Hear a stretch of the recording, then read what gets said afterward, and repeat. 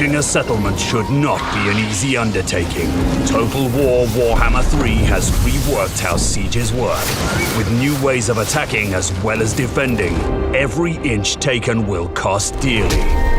Settlement maps are now larger, and we've introduced more variety of maps than in previous games. With the fall of the Turtle Gate, Miao Ying moves her army from the Snake Gate to Wei Jin in an attempt to bolster the city's defenses and drive Tzeentch out of Cathay. Wei Jin, capital of the Celestial Dragon Empire, is a three-walled fortress and a testament to Cathay's architectural brilliance. When defending, walls are the first defense against an attacking army, but by no means the last. We now have the option to turn the streets into a bloody maze. Using supplies, we can build towers, barricades, and traps. Prepare and plan your defense, but never rest easy. The first object for any attacker to overcome is the wall-mounted towers. Unfortunately for us Tzeentch invaders, towers now have wider capture areas, so defenders don't need to be as close for them to be active.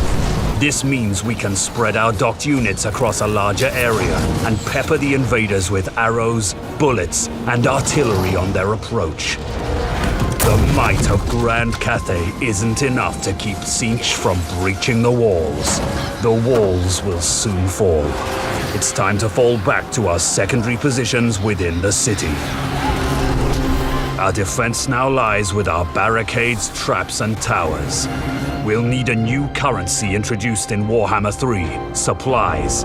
We'll start the defense with a base number of supplies and can gain more during combat by holding locations around the settlement. Minor supply, key building, and victory points.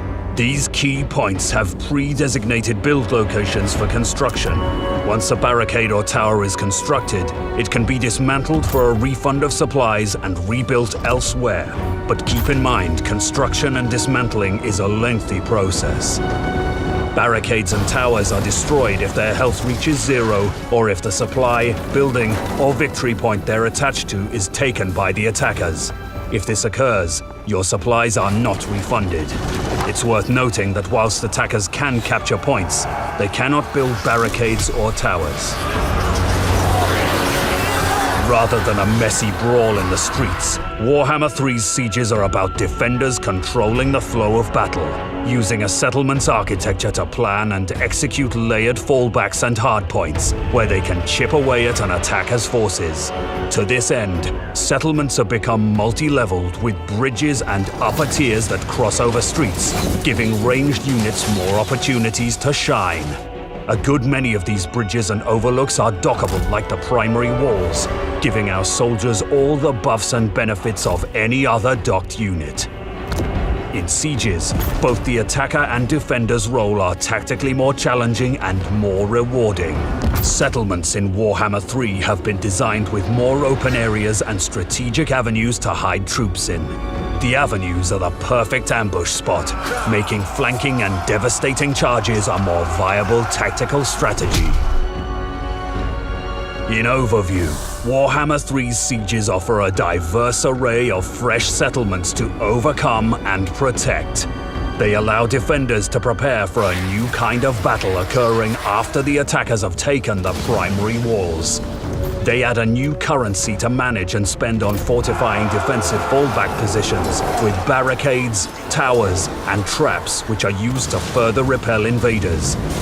They allow for a multi-layered experience where units can be docked to overlooks and walls within the settlement itself, and encourages real-time reorganizing of defenses to adapt to an ever-changing battle. All of these features, coupled with dynamic new settlement designs, make for challenging and satisfying sieges packed with highs, lows, and phenomenal visuals. Wei Jin has fallen, but the forces of Tzeentch will struggle to reach the celestial city above. The Dragon Emperor is safe for now. Even so, his daughter has barely managed to escape with her life. To Nangao she travels.